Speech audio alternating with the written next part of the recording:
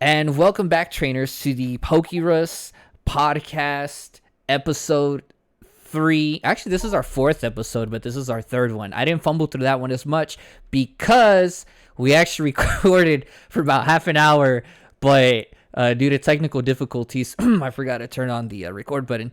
This is our second time doing that, and I have Zakai's here joining, man. What's up, man? Not much, man. How you doing?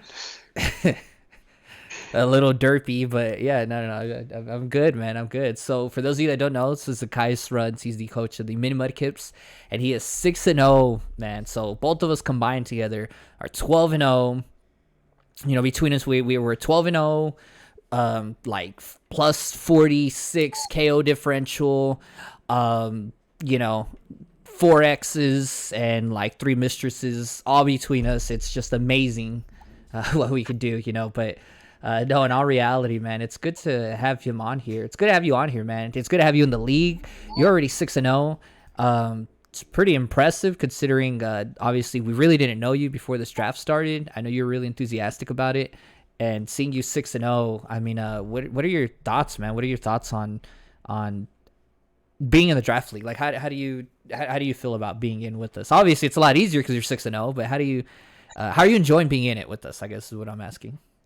Dude, I love it. I love this type of format. I've wanted to play something like this, like back since original Gen 4. I just remember watching YouTubers like Joey Poke Aim or Xerxes, how he'd like pull out the roulette battles, or I've just always wanted to be in this type of format, and it's just so surreal actually doing it. I'm having so much fun. And I mean, yeah, that's easy to say with my record, but either way, it's just been a blast.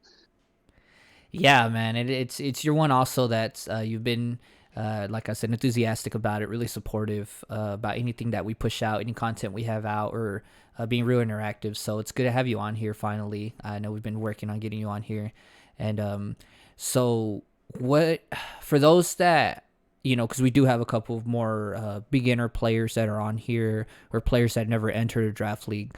So what would you maybe if somebody sees this in the future, then what if they're interested in joining maybe this one, hopefully this one, what differences should they expect? Where does this differ from playing on the OU ladder, right, or the UU ladder? How is this any different? Why is this considered a really skill based format? So it's really skill based in the fact that team building is entirely different, whether you're talking about move sets, like, or even just in general Pokemon choices.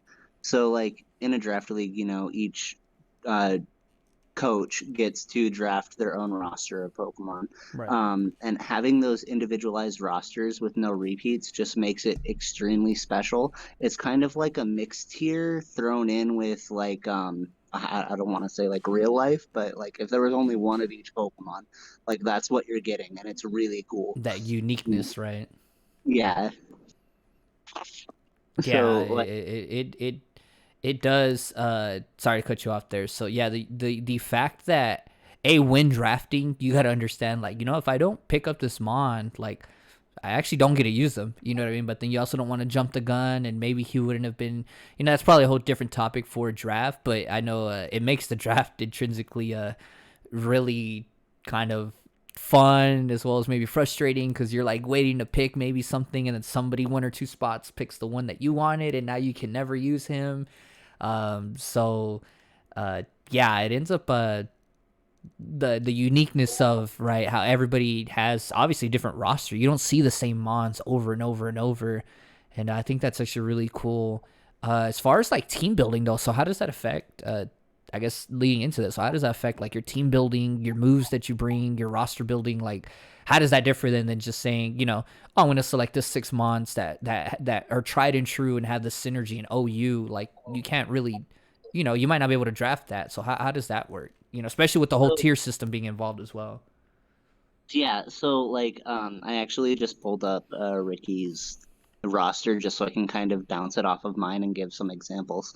So like when team building, right? You know what Pokemon your opponent has the option of even using. So like in the standard OU BDSP format, we have Scizor, right? Scizor is a great defensive pivot. You can switch it into a lot of huge threats that everybody has, like Latios or Gengar or even Mamoswine, right? Like it just totally walls Mamoswine if you give it the right EV spread. Right. Um, so a majority of Pokemon will carry moves like Flamethrower, Fire Fang, just like any fire coverage so they can deal with that Scizor. It's almost over centralizing. In a draft league, we got one person that has a Scizor. So when I'm building, if I were to build a team against Ricky, right? Um, I just look at his squad. I can tailor my speed tiers so I can like force it so that all of my Pokemon are just fast enough instead of having to go 252 in speed with a positive nature because I need to outspeed the random Pokemon in the format like Latios.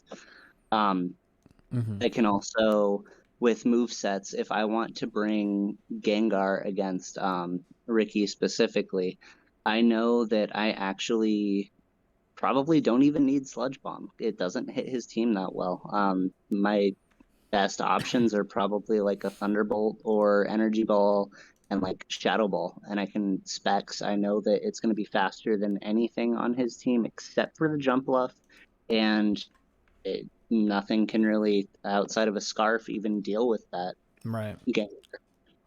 And so going back to how you said about some of the moves, an example I have is so I have Gliscor on my roster, and I was playing. I don't remember. I think it was a Pikachu's. I was playing Juan in a singles matchup, and my Gliscor actually did not have Earthquake. And if you're playing OU, right, Gliscor, right, you can always pencil him in for Earthquake, no matter what the set is, whether he's Swords Dance, whether he's Defog or Bulky, right, you can always pencil him in for Earthquake. I mean, Earthquake is one of the best, if not the best move, right, one of the best moves in general. So, but I actually didn't run Earthquake because it wasn't really gonna hit the Suicune. It was gonna hit Aerodactyl. He has Rotom Heat. He has a Bronzong, which I know he likes to carry the Levitate on there, and he has Drift Bloom. Like he has a lot of mons that even then Earthquake wouldn't. He has Leafeon. He has a lot of mons that even if Earthquake did hit, it wasn't worth trying to run it. It wasn't going to be able to just in general. So you can kind of, how you're saying, you can really kind of hyper analyze what your opponent has. And I actually ended up running because he had Hariyama and Heracross, and with the Leafeon, I actually ran Aerial Ace on my Gliscor, which if you go to Showdown and look where Aerial Ace is, it's under the you usually find yourself on the tab of where it says usually Usually, useless moves. Yeah, you'd be yeah, surprised. You actually pick up maybe two moves from there because it's usually not used, but you can really overanalyze, right? Hyperanalyze what your opponent's going to bring. You really got to check out that entire move set rather than just, oh, these are the moves that usually get used. So I think that's one of the fun things of a another, draft league. yeah, totally. Another example of that is just like my Volbeat all season. Dude, who uses Volbeat, right? Yeah. Especially in OU. I've brought that thing, I think, every single game. It has been so amazing, just because its move pool and its options in a limited format is just insane. And I mean, that's what I meant by like mixed tier. You get to really bring those things that, like, why would you use that? Why would you Yeah, bring that? yeah, like It's we so see useful. we see like Gilbert with Mighty Psyducks, right? Like he has a Murkrow. Like he has a Murkrow that he likes to bring in his double battles. He has like you really don't see a Murkrow, right? Not Hunchcrow, the Murkrow. And just the prankster ability, right? Another reason why I also Volbeats really well. But my Sableye, I bring Sableye to almost every single one of my. There's no secret. I bring him to every one of my doubles matchups. I love it. I just love the opportunity that a lot of the mons that normally don't get played with, that they They can really shine. shine. Yeah, they can shine in a format where all their checks and counters, your opponent probably doesn't have all the checks and counters. So you get this variety of mons that get to be brought, as well as the tier system that we use of, you can't just bring your six best. You got to also kind of, it makes planning. It makes, how do you want to bring, certain things. I do enjoy, I have a lot of fun uh, doing it. And I'm not saying that because I'm the one running the league, but I really enjoy just the draft league style in general. I would totally agree. Yeah. So, yeah. So that's nice to get your opinion on and everything. So, looking back on this past weekend and moving over to the actual league itself. Um, so some of the main, let me load up the schedule real quick. So some of the main kind of results that were there. We had the Miami Heatrons beat the Poncharisis Cups 2-0. We had uh, yours truly, so the only Dolphins beating the Mighty Rock Tie 4-0. We had the I also beat, one of the bigger matchups we were looking forward to is I played Juan. Only Dom fans beat the Pikachu's 5-0. We had the so you yourselves, the guys, you beat the Phoebus Claps. You beat him 4-0. A very good game by you. Mighty Psyducks beat the Mighty Maroctite 3-0. And then probably the bigger shocker of the weekend, and as far as maybe what was expected, is the Magic You got Carpets beating the Miami Heatrons. Yeah, the no. which one? Which one do you think? I was thinking the Magic Carpets being the Miami Heatrons, but I just mean, that was good too. I thought, oh no, yeah. That's what we're talking about. yeah, that one with it being wide as well, with it being a 4-0. So it was pretty. That really caused the shakeup in the standings. It caused the shakeup a lot of stuff. Now, before we look forward into the standings of what's on there next week, I want to ask you, Zacchaeus, then what two kind of plays in general then stood out to you? What did anybody bring this past weekend that really, in your opinion, that was either a good play or stood out to you? One of the really good plays was Hachi Ricky versus I think it was the Miami Heat Trends. Miami Heat Trends brings a Scarf Golduck to deal with something specific, and catches Ricky, or I don't know. Ricky caught. Let me run that back. Um, He caught the Golduck outright, and I think it was using yeah, Scald or Hydro Surf or something. So he the knew it was Golduck was stuck in a water using move. Ice Beam, and he knew it was stuck on Yeah, Ice Beam, so he yeah. switches into his Manaphy and capitalizes on it by tail glowing up and then taking out 2 or 3 Pokemon in succession just off of that one switch. I thought that was a really good play. And another one was actually in your singles match, the Fortress. Turn one, clicking that gyro ball against the Butterfree, uh, took out like one of the biggest threats to your team. And I don't know if it was a good read or like how you planned that out, but that just worked so well. Yeah, the like I the funny thing was that so in doing my calcs and going back to how we were talking about with calcs and everything, I had it to where, so obviously I'm expecting, so I did have the overcoat, right? So I didn't want him to sleep powder me and then quiver dance up, but obviously you're expecting the quiver dance. And so I had it set to where I had enough attack investment to where if he wasn't max HP, which they're usually not, if he wasn't max HP after a quiver dance because of the speed, increasing the speed difference, that gyro ball would have a role. It would have the opportunity to one hit KO and take out, how you're saying, one of the bigger threats to my team, because my team does not really appreciate that.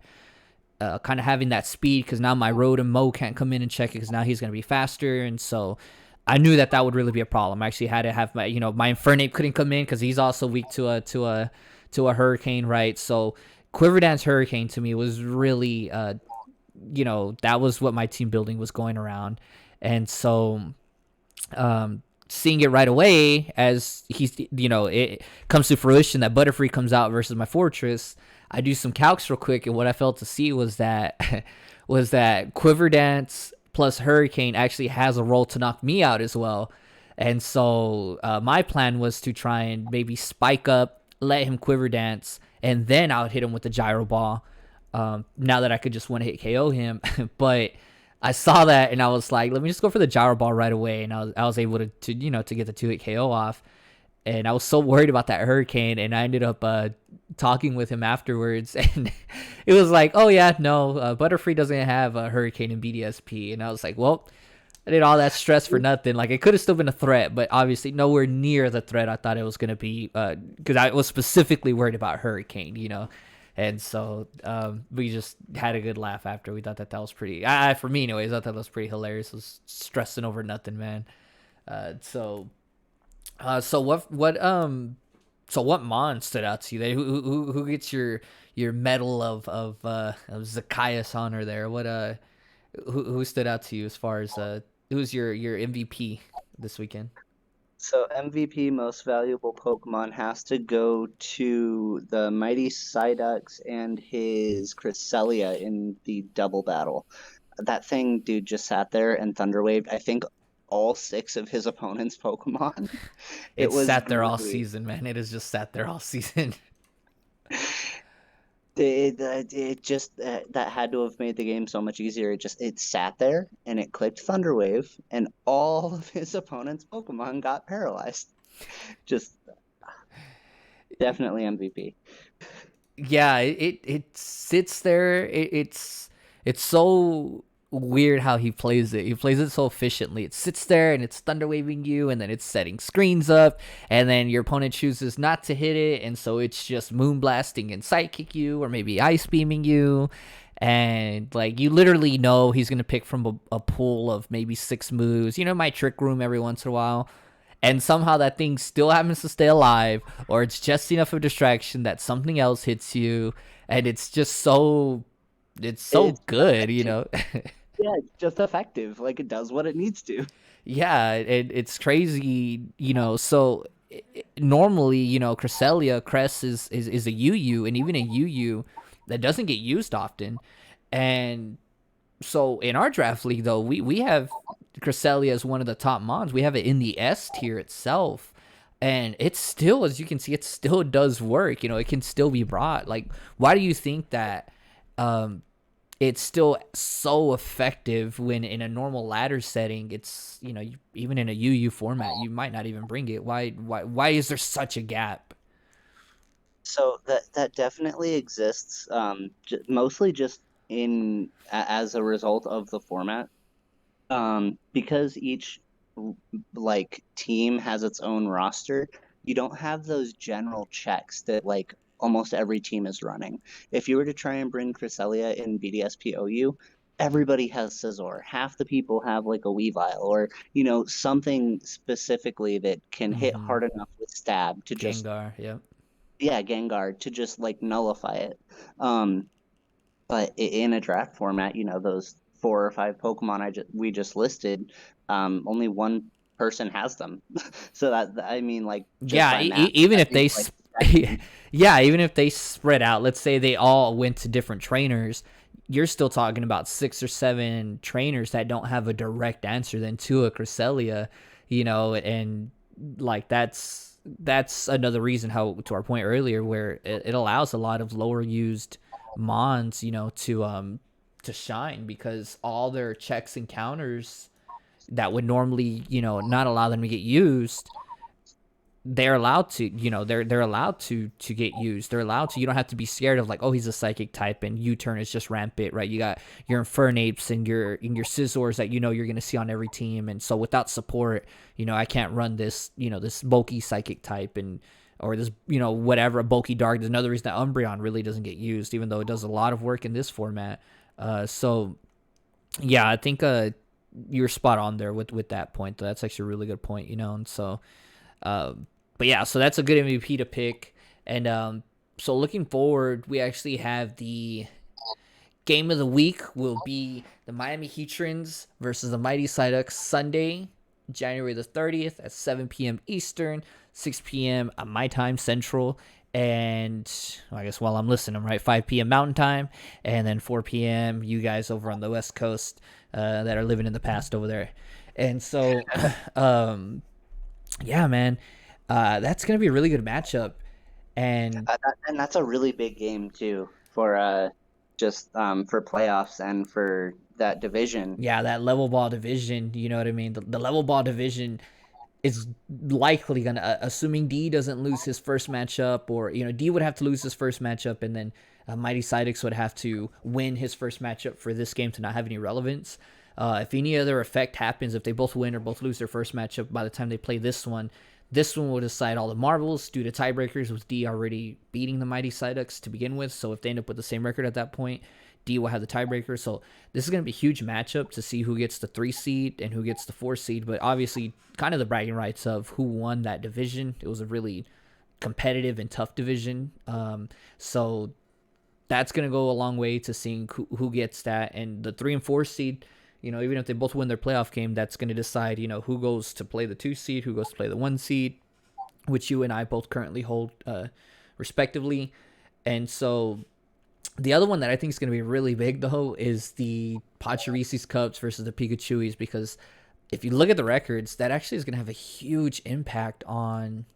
Yeah, that could totally decide who is making playoffs or not, actually.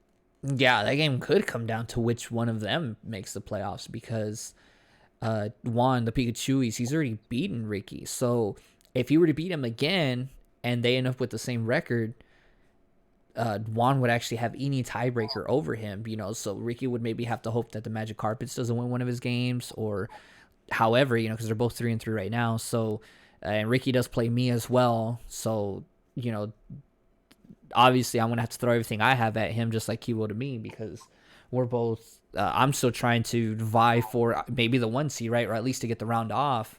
So I can't, take my foot off the gas either, or relax. And so, Ricky's going to get all of my team. And then, so he Juan also, he's got to play, he's going to play Days Dragonite, who's already out. And so that's already the win there. So that's going to be another one. That's almost essentially, that's really, if you think about it, it's a playoff game before it's a playoff game. That playoff game is going to decide essentially, you know what I mean? For all intents and purposes, it's almost essentially a playoff game. If you really do think about it, that's kind of, I guess if you look at it, that's kind of the first playoff game. So, I think that one's going to be really, really interesting to watch. You know what I mean? I think, so looking at the standings here, like I said, and let's see if I remember to pop this in as I'm talking about it. So as we're looking at it, and hopefully I already have, actually, as I've been talking about it. So we have Uzakai. So we have the Mini Mudkips, first overall, 6-0 record, a whopping plus 25 KO differential. I have the number 2, Only Dawn Fans, 6-0, plus 21. And then we have the Mighty Psyducks that are 5-1 with plus 13. Miami Heatrons that are 4-2 with plus 1. But he currently holds the tiebreaker over Mighty Psyducks, and they do play again, like I said. So winner of that game likely would jump to number 3. And then to kind of round out the playoff spots, we have Poncharisis Cups, Magic Carpets, and then in the hunt, we have Phoebus Claps, Toledo Typhlosions, and the Pikachuis, all at 2 and 4. So looking at this field, so far the only ones that have clinched, so Uzakais have clinched the Moonball division. Congratulations there. I have clinched the Lure Ball division. A little pat on the back there. Mighty Psyducks, they haven't clinched their division yet because they have their pending matchup with D. However, even if they were to lose both of their matches this weekend, regardless of what happens, they're at least guaranteed to make the playoffs.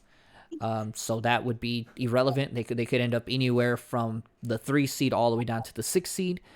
And then from there, there's literally D is kind of mathematically, he's about 90 to 95% likely to make it. He would have to lose both of his games, and he would have to lose them by a big chunk. And anybody trying to catch up to him, especially the 2 and 4 players, they would have to kind of win by big chunks as well. So yeah, they would have to win by both of their games would have to equal maybe minimum 7 or 8, and so that could be a way, especially with them being in the negatives. So they would have to try and catch up with them, hope they haven't lost to him, or maybe they've already beat him. That's another way. At that point, the KO wouldn't matter. The KO differential wouldn't matter. They would have the tiebreaker. But D is likely. He would have to lose 2, and then everybody, anybody trying to catch up to him would have to win 2. But it could happen. So he's actually mathematically not in the playoffs yet. He is very close on the verge. So we'll go with the other 2 then that aren't guaranteed in yet, which is Poncharisis Cups, the Magic Carpets, and even the 3 in the hunt. We'll go ahead and include those. So the 2 questions I want to ask you is, first, which team, whether it's because of the roster constructed or the player that's controlling them, or just, man, this is a bad matchup for you, or for whatever reason, which roster do you think, which roster are you least happy to see out of the 5, the 6 seed, or anybody that's in the hunt? So we'll go kind of in the bottom half. Which of those players, of those kind of wild cards down there, do you think you're like, man, I wouldn't be doing backflips if I had to see him. Assuming you do end up getting the round off in the semifinals, who would you least likely be kind of least happy to see match up against you? I think, dude, Magic Carpets, his squad, like just his roster, Mm-hmm. is practically like a constructed BDSPOU team with like he has the Garchomp, like Starmie Heatran, and a bunch of other just whoppers. That team, I think it's going to cause some problems for me if he makes it to me. I'm a little bit concerned about that. Yeah, he's got a disgusting roster. I guess he didn't get the memo that we're supposed to draft in tiers, and he just went ahead and drafted an OU team. Yeah, I know, right? I mean, that's pretty crazy. I think out of that bottom half, I think for me personally, that I would be like, oh man, I think it would be Poncharisis Cups. I still have a matchup I got to play with them this weekend in singles. Our matchup in doubles the first weekend went to the wire. It was extremely close. I struggled really bad through that. It's probably the closest game I've actually had this entire. That actually is the toughest game I've had so far out of my 6 games. No disrespect to anybody else.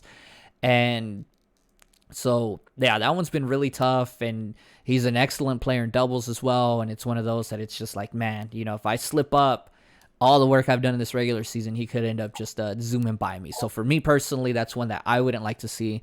So the follow up question though is, it might be the same player for you. Who do you think then has the best chance, whether it's because of the way the trainer plays or because of the roster? Then who do you think has the best chance to, okay, if you had to pick an underdog, which underdog do you think could just make a run? Which underdog do you think, maybe they won't win it all, but which underdog do you think, okay, they could go the furthest? They can go to they can upset one of the 3 or the 4 seeds, and then they might upset the 1 or the 2 seeds, and who do you think could make that kind of Cinderella run out of So those? if things stay that the way that they are, just assuming like for like 1, 2, 3, 4, 5, 6 spots are how the playoffs are actually going to play out, Mm-hmm. I still do think the Magic Carpets probably have the best chance of getting that upset on the higher seeds. And just again because that squad that he has is so menacing. Um, yeah, Yeah, I think so obviously, like anything in life, it's a lot easier to do something when you got momentum. So he's got momentum heading into this final weekend. If he wins another 2 games, I think one of them he actually plays the Mighty Psyduck. So if he takes, maybe one of the top players out, he actually, could have a chance. I think he does play. Let me check real quick so I'm not talking out my butt here. I'm pretty sure he plays the Mighty Psyducks. So now that I'm looking at it, there is a back door if he beats the Mighty Psyducks and let's say D doesn't win 2 games. I'd have to look at the way tiebreakers though, because he has beaten D. There actually is a backdoor opportunity, very slim chance. But the Magic Carpets actually could win that division and go up to 3. Now that I think about it, but yeah, I think it would be him as well because it's he had that Reggie Gigas ability, man. He had slow start. Yeah, he had the slow start, man, and now he's going. Now it's we're seeing the full power. He's got the momentum. If he wins next weekend, that's it could essentially he'd be on a 4-0 run, but with probably the best roster that's been constructed, and so that's gonna be one that it's gonna be fun to watch him in the playoffs. I'll say that. So it's yeah, I have to agree with you on that one. I think he could really do some damage. I think if it's the playoffs stay as constructed right now, I don't think D or Gilbert would be entirely happy to see that that's their first matchup that they'll have to play. yeah, They'll it's actually looking like nobody has like quote unquote like disrespect free round. Like, no, this is actually going to be a pretty lit like top bracket. It's going to be entertaining to watch. Oh, it's gonna be hella fun, and on a side notes, promo time, so we will have those streamed once we figure it out. That'll all be for next week. That'll be something we talk about a little bit more next week. And so, like I said, those will be streamed likely for that base round, especially for the game that the Mighty Psyducks play. I'll have Zacchaeus in and out. He'll likely be I actually have you, Zacchaeus. You'll be commentating with me, likely on the game that the Mighty Psyducks have to play, and then it'll also likely be you might end up commentating with Gilbert on my game. But like I said, we'll get on that. So you'll have a combination of me, Gilbert, and Zacchaeus in there. So unless they play each other, and then I don't know, I'll probably get to Juan on here or whatever. I don't know. I'll get D on here. I'll get somebody. But so yeah, I think that's a really good point though, man. The playoffs should be really interesting. They look like they're gonna be a lot of fun. So um It, I mean, I don't want to count anybody out too. I think Feebas Claps has a pretty good shot of making it. Toledo Typhlosions, there's a shot. I know I play him this week. So depending on how he does against me, yeah, man, get that win. Come on, Toledo Typhlosion, man. You can do it. Get that win. Let me pick get it that up one on you. seed, Got a man. really good shot too, bro. No, do And your then best, and there's and oh, I'm sorry, go ahead. Pikachu's too. I think wow, one of the things we mentioned earlier was if he oh yeah, if he beats Pachirisis Cups, he can like flip flop their spot too. So Yeah, there's gonna be a lot of moving around that could happen these last two games. It's kind of bunched up right there, and like I said, we have the opportunity to hell even for Magic Carpets to jump all the way to 3, depending on how results end up happening. Uh, I mean, also depending on, I guess not really with you because you've already beat D, so D actually could never be ahead of you. But even for me, I mean, if I were to lose one of my, well, I guess because I played Days Dragonite, which also is a win, but I could end up losing and dropping out of the top 2 as well if depending on how the results go with Gilbert's game, he could end up having a higher plus minus than I do at that point. So yeah, even for me, like I got to kind of put my best foot forward there as well. It'd be very interesting to see this weekend. So, before we go, then, man, now that you got this life altering kind of this life altering experience, man. This now that this fame and the millions and millions of views that I'm going to keep replaying this so that it has millions of views. What who would you like to thank in your life, man, for this wonderful life altering platform that you're currently on right now? so I gotta give a shout out to my honey, Rebecca, my girlfriend. She's making it possible for me to do this stuff, watching our kids, so I can help be part of the video, so I can actually play my games. She's been running my teams through with me, and she's just been awesome. And Yeah, that's then awesome. on my team, dude, gotta shout out the Umbreon's been putting in so much work, and same with Volbeat, dude. Yeah, and like I mentioned earlier, man, that Umbreon, you need to have a playoff form Umbreon, man. It needs to be shiny. It's probably one of the prettiest shinies in the entire game. We need blue Umbreon, man. Playoff Umbreon, Psycho Umbreon, whatever you want to call it. Just get Umbreon, man. Like it's like when you guys like this video, okay, guys. It gives you a 0.0000001% chance of getting a critical hit extra on your opponent. Okay, it allows you to get the high roll on damage calculators. So So you gotta have the shiny, man. You gotta like gotta have the the shiny. video, that way I can knock it crit. Okay, Yeah, there we go. It reduces reduce the that chance for me. yeah, you know what I Give me mean. those 5 points. It reduces the odds. You know what I mean. So, nah, man. Yeah, that's pretty cool. So, uh, what do you think about real quick? Also, so, uh, those of you, please this weekend, please make sure you get your games in, get your the time going and everything. Um, Make sure it's posted before Thursday, right? Play your games on time. Be respectful to your opponent. If you say you're gonna show up on a time, please show up on that time. And then, good luck to everybody this weekend. Those of you that have a chance to make the playoffs, right?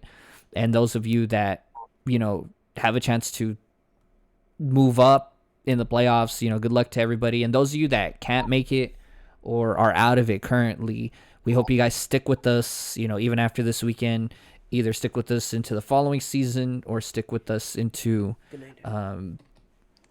stick with us into The Watch the playoffs. Yeah, watch the playoffs, right? yeah, Watch the playoffs. Watch. learn some stuff, get some practice, write down those notes, pick up a better team, or just like really get the really special things and just snag them for yourself.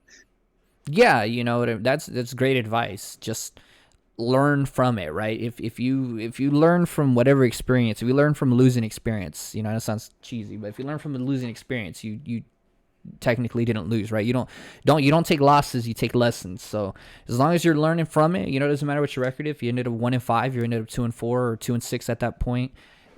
As long as you learn from it, as long as you had some fun, and hopefully, you're ready to join next season, and you understand, hey man, this mon was really good, or I saw this guy use this mon and it was really good. Well, then pick it up. You know what I mean? It's not copyrighted to us. It's not dedicated. So, yeah, we hope you guys though stay with us for the playoffs, and I also want to give a shout out to those of you that support. So people like how I said with Zacchaeus, who uh, always has some positive messages to send us, and is real upbeat about doing this. Like I said, we finally got him on here. He volunteered to get on here, and a lot of the other guys, I have, you other guys that send messages to me saying that, you appreciate the time that I put into it, that we put into it, because it is a couple hours. It's about 4 or 5 hours a week. Editing and updating stats and going through things to find KOs and all that good stuff. And then I'm not even going to talk about, the time that I had to put in to construct my team for my matchups. So I want to thank you guys for that as well, those that have been sending those messages. And I hope you guys have had as much fun as I have. Of course, it's easy for me to say it if I'm 6-0, but I would have been having fun either way. And yeah, we hope you guys, take it easy. Have a good weekend. Those of you that are going to be playing Legends Arceus as well this weekend coming out, hope you guys enjoy that. Been hearing great things about that. What's your opinion on that real quick, Zacchaeus, as we fade out? I'm stoked for that game. We have it. We're gonna get it from GameStop like Thursday night as soon as they let us, and I'm gonna be on that all weekend except for when I'm playing my matches, dude. I'm so stoked. That's why he scheduled his games for Thursdays. He said so I don't have to be bothered on the weekend.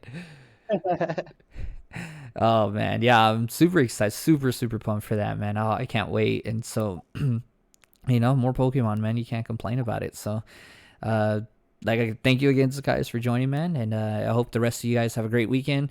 Good luck to everybody, and we will see you guys later.